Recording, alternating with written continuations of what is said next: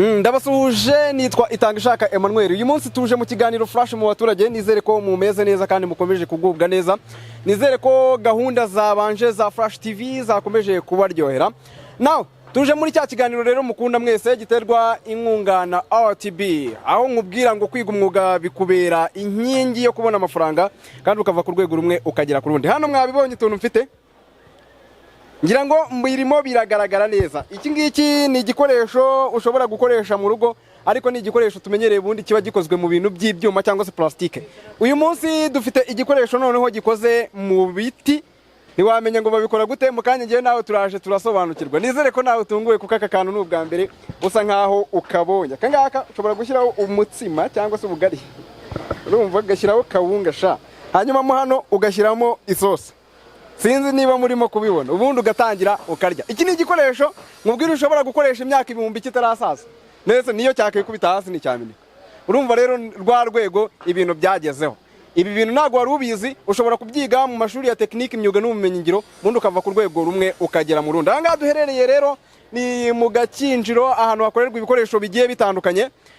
Hari n'abantu batari bazi yuko ibi bintu bihakorerwa. Uyu munsi twasuye umukobwa bita Lita, niwe rero ugiye kudutembereza urugendo hamwe n'abandi bose, n'ubundi turi buze guheraho tukaganira. Muhabe rero mbahaye ikaze, muze mutera gatebe ubundi turebe ikintu cyatugeza ku rwego rumwe kandi rwiyiza. Narababwiye ngo uyu mwaka ngiye namwe tugiye gukorana urugendo ruzatuvana ku rwego rumwe rutujyana ku rundi, ruzaduteza imbere tukava kuri level yo hasi tukagera ku rwego ruhambaye. Nari mbizi yuko iyo mpano yawe yo gusudira, nari mbizi ko iyo mpano yawe yo kubaza izakubyarira umusaruro. Ndabizi, I know you love it, but wabuze ubushobozi bwo kubikora. Nguhaye ikaze tugendane. Itangishaka Emmanuel niko nitwa. Hanyuma kuri kamera ndi kumwe n'uwo bita Odifax, niwe uburimo kubikurikirana. Nguhaye ikaze. Nari nababwiye ko rero uyu munsi Flash TV yasuye uwo bita Lita. Lita niwe tugiye kubana muri iki kiganiro. Niwe turi butangirane tukaza kujya no ku bandi. Mukomeze rero muhagume. Lita niwe naberetse ukora twa tuntu tw'ubwenge, dore nari naberetse akangaka nakubwiye yuko ushobora kunywera misosi. Lita nguhaye ikaze rero. Ego murakoze. Hanyuma rero muri rusange witeje imbere ubikesheje igiti. Umwuga wawe ushingiye ku giti. Byagenze gute kugira ngo wisange muri uyu mwuga? Urukuruse bya wivuga ngo igiti ni urubaho. Ego dukoresha imbaho. Rero ngiye nkubaza rero byagenze gute kugira ngo wisange ukora utuntu turyoshye tumeze neza umuntu areba kumva arashidutse? Byatangiye aho nanzaga gufasha mu rugo gucuruza imbaho kuva 2019. Rero natekereje ndavuga nti nanjye washaka akantu k'aka business kanjye nkora ku giti cyanjye, nkajya ndeba uko abafundi bakora. None ndavuga reka ntangira. Byatangiye bisa nkaho ari nk'imikino ukuntu, kuko nabanje kuba umukiriya wo muri coffee shop, ubundi amasahani 30, ndavuga ubundi reka mbigerageze ndebe ko bikunda. Bikoze mbona birakunda, nza gushyiramo n'abakozi. None ubwo business itangiye kwaguka, nageraguka neza, ariko aho bigeze navuga ko nshima Imana cyane. Reka duse nk'abantu bajya mu ntangiro. Ibi bintu ni ibintu ngewe Itangishaka Emmanuel uri kubagezaho iki kiganiro napfa gutekereza, ndetse nawe uri kureba Flash TV ndabizi ko byagorana kubitekereza. Igitekerezo cyo gukora ubikoresho byo mu rugo dusanzwe tuzi mu byuma, kuko hano ufite ibintu bitandukanye. Ufite uyu nguyu bawita umudaho, urumva? Noneho uyu nguyu uyu ni umudaho. Ushaka kuwaruza salade, ushaka kuwuvangisha, ukarangisha. Aka ngaka bagakoresha barura ifiriti. Wakabifirite. Ibi byose ni ibikoresho byo mu rugo dusanzwe tuzi ko bikorwamo, biba bikozwe mu cyuma. Igitekerezo cyo kubikora ubikoresheje, niba ari imashini n'ibikoresho intoki simbizi, igitekerezo wagikuye hehe? Igitekerezo naje gusanga plastike, nubwo abantu benshi batabizi, plastike ifitemo akantu bita carcinogen gatera kanseri. Rero navuze nti washaka ubundi buryo umuntu akoresha, noneho ubundi ukarwanya iyo kanseri iterwa n'izo carcinogen. Noneho ndavuga nkora ubushakashatsi, mbona n'abandi bagenzi banjye mu nyamahanga nko muri Amerika n'abantu bagiye batandukanye baba barabikozeho. Ndavuga reka bitangira gutyo, ariko nubwo abantu benshi batabizi, gusa nabonye hari abatangiye gukoresha cutting board akozwe mu mbaho. Batekereje neza kuko aba ari 100% binatirere, niyo hajyamo agapiyesi nta kintu uba nyine, niyo hajyamo nyine ushaka gukata ukavunguka, niyo byajya mu biryo nta kintu uba. Rero abantu batugana urabona ko ibintu byiza, no kwibona no kwisura ubona ko bisa neza rwose. Yego. Hanyuma tugiye rero nanone gusubira inyuma gato, ibi bintu nari maze kuvuga ko nyine ngewe ntago nabyitekerereza. Yaba n'abari kudukurikira kuri Flash TV ntago bapfa kubitekereza. Mu by'ukuri igitekerezo cyavuye he? Ese wabyize mu ishuri gukora utuntu tumeze gutya? Oya, ntabwo nabyize mu ishuri, ubundi baravuga ngo ishuri rya mbere n'isi. Urumva nakuye ko nageze ahangahe 2019, ubu ngubu turi 2026. Rero natangiye mbona abafundi bo babona nk'ari hanze, wenda uri kubibona barimo barakora intebe, barakora amasanduku, barakora utubati ngutu, barakora ibindi bigiye bitandukanye. Navuze ngo ngenda shaka umwihariko wanjye ku buryo n'undi wese uzayibona akabona umwana w'umukobwa witeje imbere ukiri muto wenda. Ikindi kandi navuze ni kuko hari abakobwa benshi, iyo mubwiye ngo ndi kubikora reka uri kubeshya, ntabwo bibaho. Ikindi babazi ngo ni imirimo igenewe abasore. Ibyo ngibyo rero ni ukwibeshya, ni ugukora amaboko mu mufuka ugakora ukitinyuka, uko nujya kuvuga ngo ni abasaza bacu nta kintu wazigezaho. Nubwo bavuga ngo gender balance mu bintu byose no mu gukora. Rero navuga ko icyo gitekerezo no kugira ngo bizaze nabikuye kuya mbona abafundi ibyo bakora, ndavuga ndashaka itandukaniro, ndavuga ngereka nkore ibyo mu gikoni gusa nta kindi kintu, kuko njya mbona abakira bavuga wadukwera ameza, wadukora amatable, intebe, ndavuga oya ngiye ni mu gikoni gusa.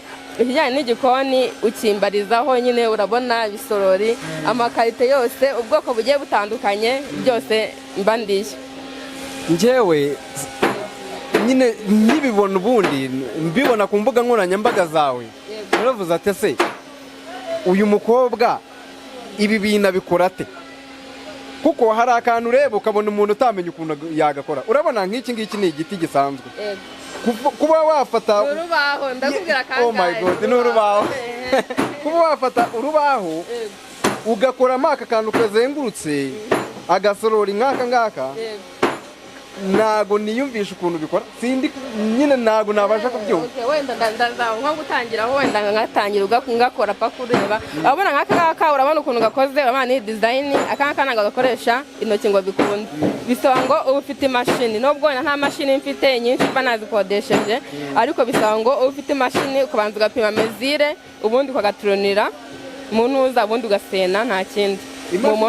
Imashini ishobora kugufasha gukora iyi sorori bayita ngo iki?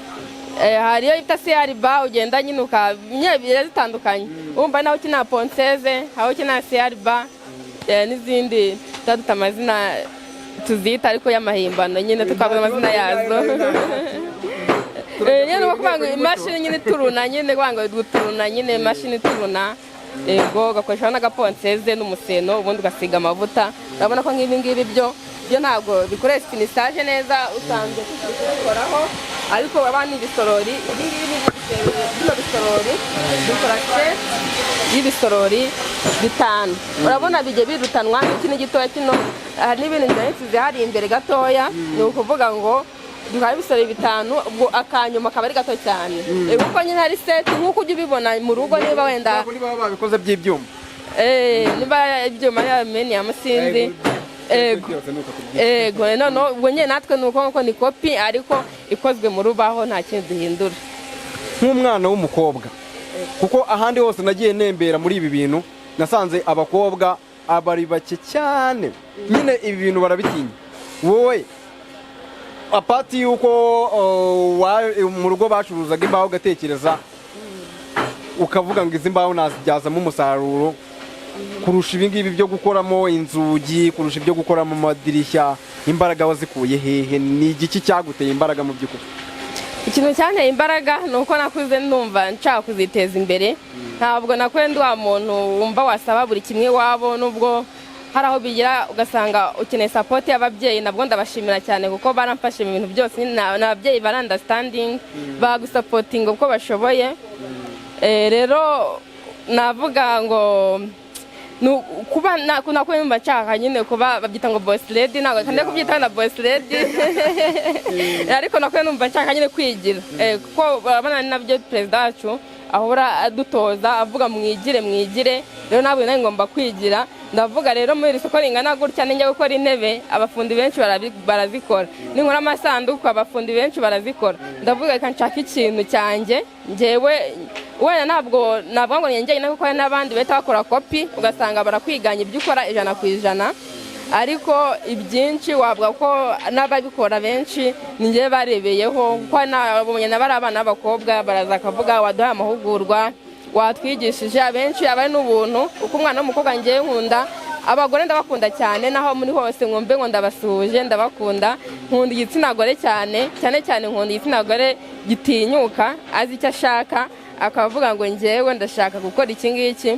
rero mbonye nk'umwana w'umukobwa ari kungana n'indi umwana w'umukobwa mba mbikunze cyane kuko mba nzi ngo agiye gukora nyine she's going to make a change rero agiye kwiteza imbere agiye guteza imbere famiye ye n'abazamukomokaho ikindi navuga kuri inspiration uko niba aje asanga umukobwa nawe agatuvuga ati se kumbe umwana w'umukobwa ibi bintu yabikora nawe urumva hari n'undi uzamubana nawe ari kubikora niba agiye muri Muhanga undagiye Nyagatare undagiye Rusizi undagiye Karongi ugasanga umwana w'umukobwa hari n'abandi benshi bazamuturukaho bakore ibintu nk'ibyo ngibyo azaba ari gukora rero njye ndabikunda cyane ko abana b'abakobwa ni hari n'undi uri kundeba aka kanya ndamubwiye ngo tinyuka urashoboye niba ari igitekerezo ufite watangira wafata credit ya banke wakifashisha izindi nzego zitandukanye bakagufasha ugatangira ntutinye ego hari igihe tubona rero umuntu atangira agacika intege akagera imbere akabona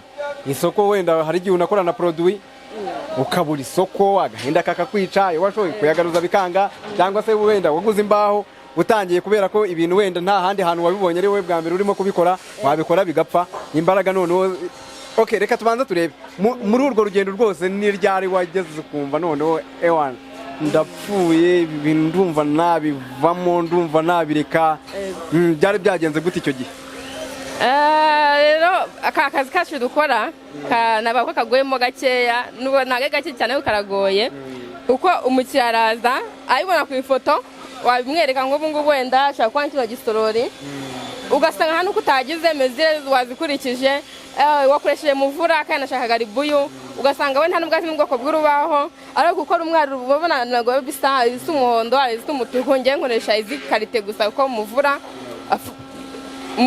afromozia na ribuyu nizo nyine nkoresha ariko ribuyu nayo ukunda kwideformamo gake nubwo tuba twumeshije naho nkunda kuyikoresha ubundi muvura na afromozia nizo mbaho zonyine nkoresha muri company yanjye ariko navuga ko ingaru nyine niba kubwiye ngo nkorera amasahani 100 ugasanga akaza guteza ingaru uko akayeduka amahoteli menshi amaresitora menshi n'ahandi hantu henshi na famille zitandukanye n'ubu ushaka gukora nko mu bintu by'amashuri rero nibaje akaguteza ingaru ari kugusubiza inyuma hari igihe urumva ubakoresheje Rubaho wakoresheje imbaraga zawe igihe cyawe niba gutesha iyo ngaru rero hari igihe gusubiza inyuma ukavuga ubundi wabireka wagira gute gutyo yego bwa mbere bikubaho wiyumvise gute rero bwa mbere haza umuntu akavuga ati ngewe wankoreye wenda ibintu 20 amasorori 20 ndabona bitameze neza nyine icyo gihe ku nshuro ya mbere igihe wari uzi ko ugiye kubona amafaranga amwe meza aryoshye umuntu agahita gukubita ingaru yo ku rwego rwo hejuru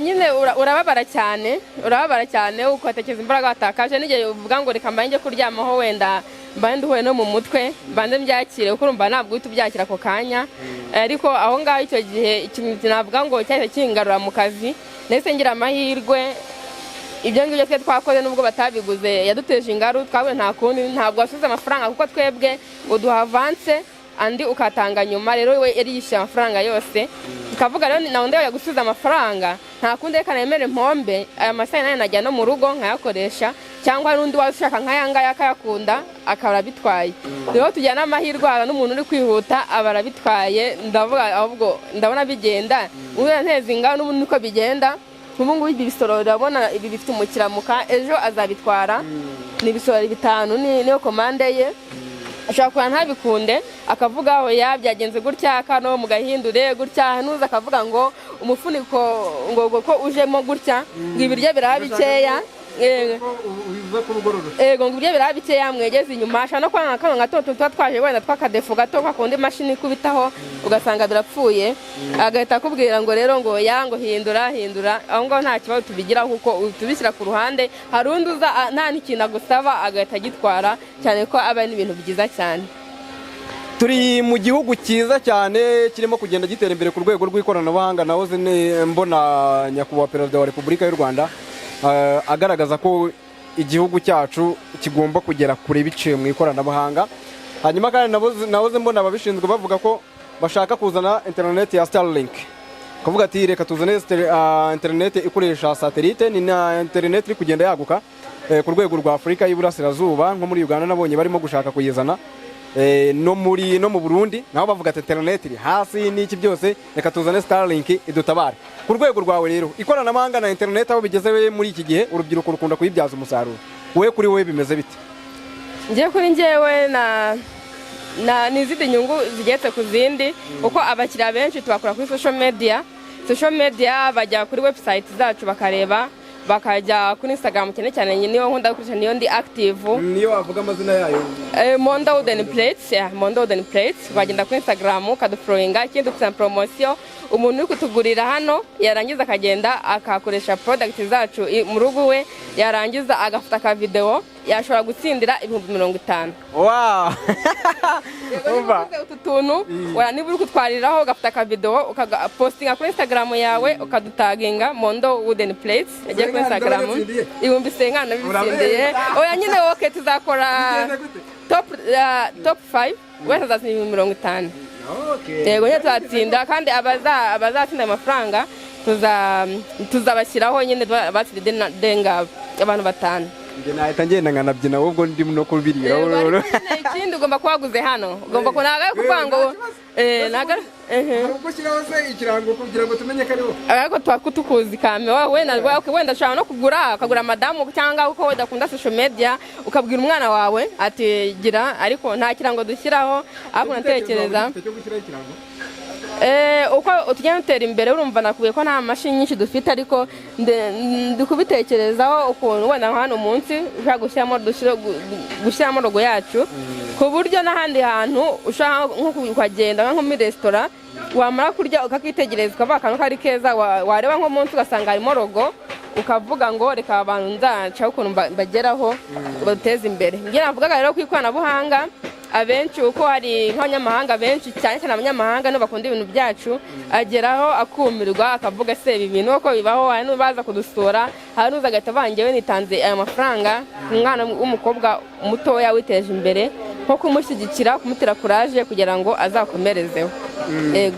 Ubu rero nk'umukobwa rwiyemezamirimo witeje imbere turi kumwe ahangaha, wowe ni uruhe ruhare rwawe rwo guteza imbere abakobwa bagenzi bawe? Kuko hano hanze tubona abakobwa bavuga ati reka giye abakobwa n'abanebwe, kandi ari umukobwa n'ubundi wifondeye business, bavuga ati abakobwa n'abanebwe nge sinshobora kugukomeza, nago nyine nkunda gukoresha abagabo cyane kuko nibo banyembaraga, ubwira ikintu akakumva vuba ntacika intege, nyine niyi nzara yamwicara akomeza agahatana, ariko umukobwa ari acika intege kuko bijya bibaho. Wowe uruhare rwawe mu guteza imbere igitsina gore ni uruhe mu by'ukuri muri business yawe? Uruhare rwanjye ni uko amahugurwa ahangaha ntanga, urabona nk'abari abana b'abakobwa babonye hari hanze, amahugurwa mbahereza ni ku buntu, wenda usibye ko uzana udufaranga dukeya kuko urumva abakoresheje umuriro PS arayica, niba umubwiye ngo wenda akora isahani amaze ukwezi abyiga ayikoze arayishe, urwo ruba rupfuye ubusa. Rero azana udufaranga dukeya ko nabyita nk'ubuntu, kuko n'ubundi twonye two gusimbura PS n'umuriro nta kindi. Ariko ku basore bo hari charge mbacaginga, ngo ni ukuvuga ngo rero ku bakobwa niba ari umukobwa uri kundeba aka kanya anyandikire, ndaza kubabwira nomero zanjye, cyangwa se no ku Instagram yanjye wajyaho Mondo Wooden Plates, warangiza ukanyandikira kuri Instagram, niho ndi active cyane, isa nyandikiye ntangusubiza. Rero umukobwa niba ashaka amahugurwa nayo ukuntu yakora ibintu nk'ibi ngibi byiza, yatanya business ye cyangwa tukanakorana, nabwo nta kibazo. Twakira abakozi, ubu ngubu urabona twite amakomande menshi kwa mwito, ntabwo twiye twicara.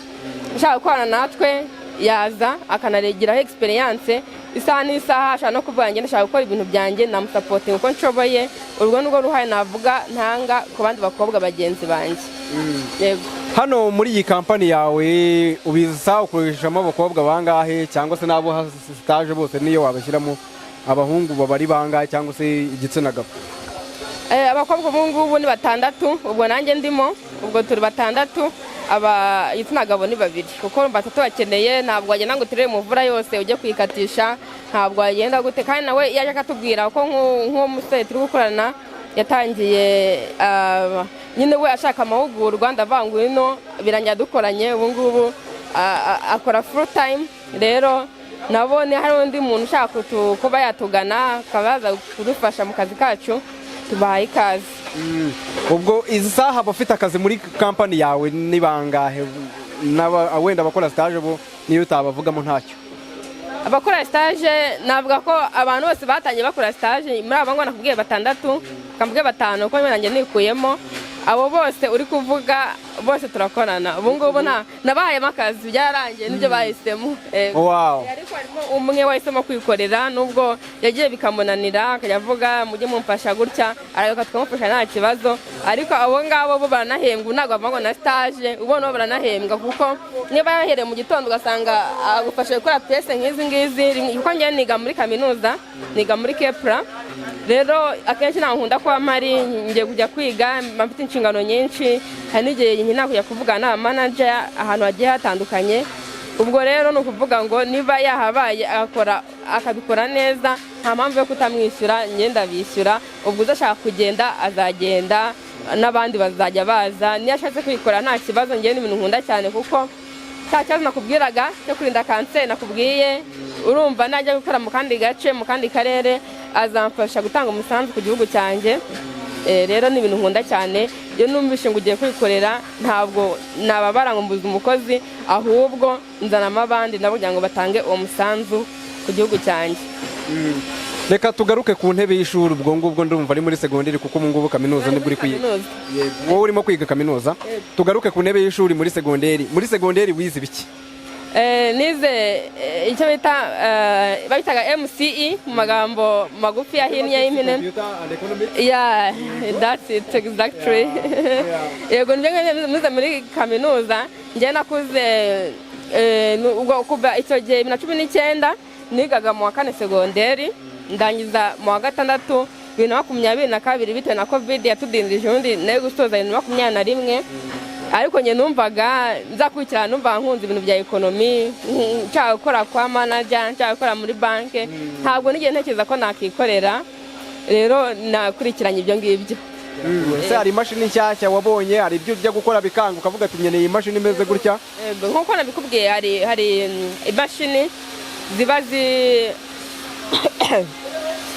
hari imashini ziba zikora ama design. Nkuko nabikubwira nk'iki, hari imashini ushaka gushyiramo urubaho igikombe kigaza cyagikoze. Noneho kandi nta mwanya bisaba. Ikindi ntabwo urajya kuvuga ngo urakora finissage. Urumva nko ku munsi, urumva nko ku munsi ushyira mu mashini, wayashyiramo n'ifoto, ubundi ukohereza bigasohoka.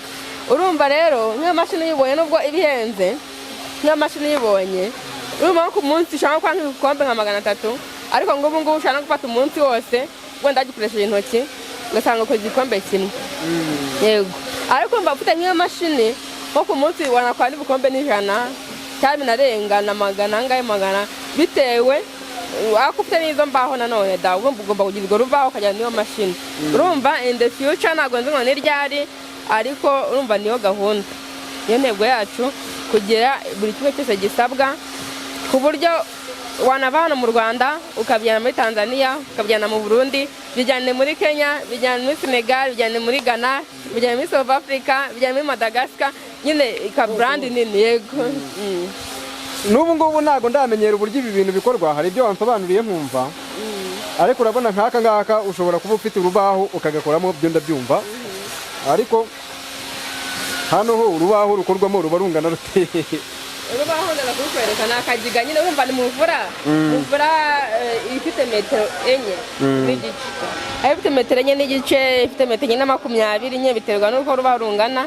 Aha rero aba ari akagiga kose nyine, ntabwo ugabanyaho nyine. Ubwo ni ukuvuga ngo nyine ho gapastora, ariko bitewe n'uko ugenda ugabanya mezire, aho bisaba ngo nuzatemo 2. abafite pasiteri kuva kuri ufite 10, 15, 20, twa muri pasiteri 25 na 30 bitewe. Ubwo ni ukuvuga ngo kagiga niba kuvanga kugera hano harimo ubugari bwa 30. Ubwo ni ukuvuga ngo tupasturamo nyine bisanguze ukoresha metero neza, metero ko nagigoye nyine utubibona ubonye ukagenda ugatangira ugakora misari nk'iyi ngiyi. Bihuta mu mafaranga rero nta gutinda. Ubu ngubu ngewe tugiye kugemera nk'abantu bari mu rusengero. Ngo yego mu rusengero baravuga turahera ku mafaranga ngahe? Amafaranga yo kugurisha atwe ducuruza abayo ya nyuma, tuvuga igiciro cya nyuma. Nta kibazo kimbwire ngende ndaje ndicuruza ndikurira amayanga. Umuntu utanga 20 ari he? Tumukubita isorori kabisa ya indi yo ku rwego rwa danje. Aha, hari ubutanga 25.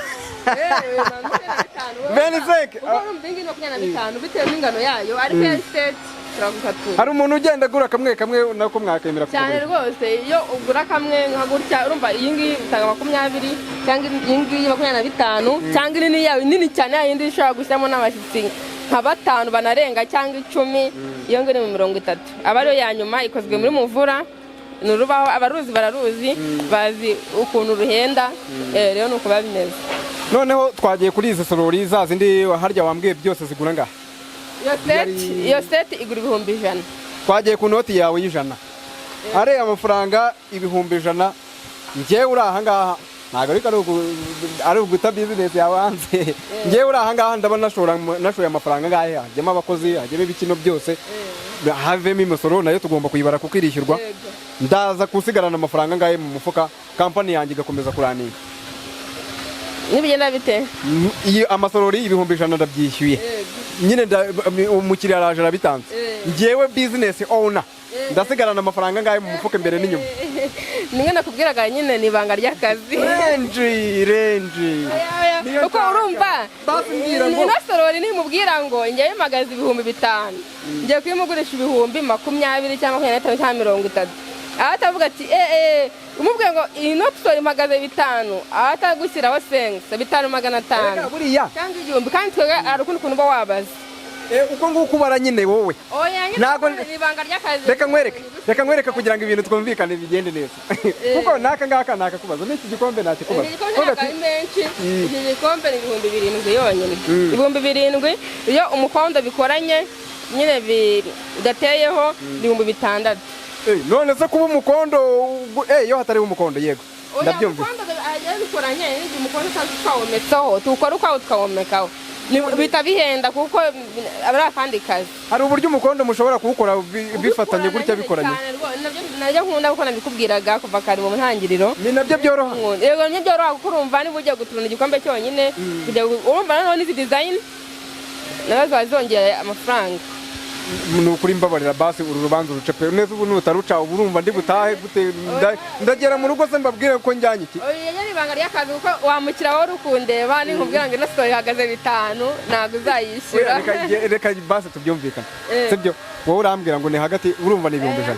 Urumva ngewe niyo wasigara wunguka 5 kavuga ati 95 byose biba byagendeye muri expense ngabika 5. Icyo si ikintu cyoroshye kuko kucyumvikana. Erega ntago ndi inyungu ntago bari nyinshi yo no gutyo twara state tubukaturiye twanga tutanyanya n'ikiranguzo. Ubundi ari ubujyaye nk'umufundi yagucumbise nkandi. Kuko ujya kugura agapresse ka muvura urabizi kuntu wenda muvura zigwana ubugizi zigora simbizi cyangwa ribuyi cyangwa umenye nakoresha n'ameza yazo cyangwa akoresha MDF wasanga ari ukoresha ku kabutazi imbaho ko zihagaze ariko imbaho ziba zihenze. Rero niba wenda niba ibyo 100,000 ubitanze inyungu biriho abariho nk'igihumbi. None se ko duciye intege twese urumva shaka kuguma mu kazi wenyine. Wari nk'igihumbi ntago aba ari menshi ntabwo yarenga igihumbi kuko narabibona akazi kaba kariho ukuntu kaba kangana. Ugiye kugura urubaho ugiye kurukatisha ugiye byo gusena ugiye kugera gute babihenze. Urumva uri umucanege kuki ucinege koko. Okay ni hagati inyungu biriho ku 1,000 ni hagati 10,000 na 20. aho ngaho urumva birumvikana urumva ubwo ahita yumva ko n'iki gisorori wagikora umunsi wose ufite inyungu niyo wagikora iminsi 2 umunsi umwe urawubarira 5 ntabwo yajya kugera uko urumva nko mu munsi n'amashini ufite n'iminsi 5 yashira ariko ufite imashini nk'amasaha wenda nk'amasaha 5. aha ndumva rero ari ibyo ngibyo reka nkubwire yuko wowe aho uherereye aho uri mu Rwanda uri Burasirazuba uri Amajyepfo uri Amajyaruguru uri muri Sudani kubera ko turabizi ko muratureba abantu muri Central Africa turabizi mwese muratureba abantu muherereye mu bihugu by'amahanga mwese muratureba nta kindi kukubwira ahantu hakwegereye bigisha imyuga niba uri mu Rwanda ishuri rya TVET rikwegereye ushobora kugenda bakakwigisha imyuga njya mbona mbikubwira nakubwira ngo kwiga imyuga ni bya bindi nyine aho umuntu yiga gukora ibifatika ugasiga mu rugo barimo guteka barimo batetsa amazi kavuga ati mama umugabo wanjye mugore mwiza bana banjye ndanyarutse ngiye kuzana agafu niko biri niko bimeze birumvikana rero nicyo nakubwira reka dufate akanya rero n'ubundi dushimire mugenzi wacu waduhaye uyu mwanya wose ungana gutya kandi ari mu kazi ke yego nange mwakoze ikindi reka mbasige nomero yanjye abashaka product zacu tubaye ikaze 079 0 70 16 iyo nomero iri no kuri WhatsApp ahantu hose ubwo niyo wadusangaho cyangwa ukajya ku mbuga zacu Mondo Wooden Plates naho urahadusanga nta kibazo. Hanyuma rero wari uzi ko impano yawe ishobora kukubyarira ibintu bikomeye cyane impano yawe ikakuvana ku rwego rumwe ikakugeza ku rundi burya buri muntu wese avukana impano icyo twita tala aho hahandi rero n'ubundi y'amana bishobora kumubyarira umusaruro kandi ishuri rya TVET uyu munsi rikwegereye ubabwire impano yawe bayigeze ku rundi rwego hanyuma isi ikomeje kujyana cyangwa se guhindukana na babandi basobanukiwe yuko ibintu birimo kugenda birushaho guhinduka ikoranabuhanga rigenda ritugeza ku rundi rwego nta kindi kintu rero ngende kukubwira ni ukugana ishuri rya TVET rikwegereye ukiga ibijyanye n'ikoranabuhanga ubu turimo gukoresha imashini zihambaye cyane ejo bundi nahoze mbereka imashini zikata utuntu bakoramo urugi utuntu duto utubaho duto cyane bakoramo urugi bikarangira urugi ruvuyemo ari runini apana gukoresha urubaho runini rurambuye hanyuma kandi nanone ndakubwira ko hari n'abandi twakweretse bakoze bafite imashini zidoda imyenda ibyo byose ni ibintu byo kwiga izo mashini zose zidoda imyenda bazikoresha bakoresheje amashanyarazi uyu munsi uriga ukava ku rwego rumwe ubundi ukagera ku rundi hanyuma ikindi ndi kukubwira wabibonye neza yuko hano dufite utuntu n'ubundi bakoresha mu ikoranabuhanga ibi ngibi ntabwo ubikora ubikuye ku mihanda oya uragenda ukajya hehe ukajya mu ishuri rya TVET bakakwigisha uyu nguyu yagize amahirwe abyigira kuri internet arabimenya ariko wowe kubera ko wumva utabishobora niyo mpamvu ngubwiye ngo gana ishuri rya TVET hanyuma rero nakubwira ngo ibyiza biri imbere nutegura uyu munsi niwifuza kugira icyo umenya uyu munsi ejo hawe hazagushimira amahitamo ushobora kuba wakoze hanyuma turi kumwe na RTB ikigo cy'igihugu gishinzwe imyuga n'ubumenyi ngiro uri kumwe kandi na televiziyo flash aho ngaho ni ugomba gutera igikumwe hanyuma rero urugendo ruracyakomeje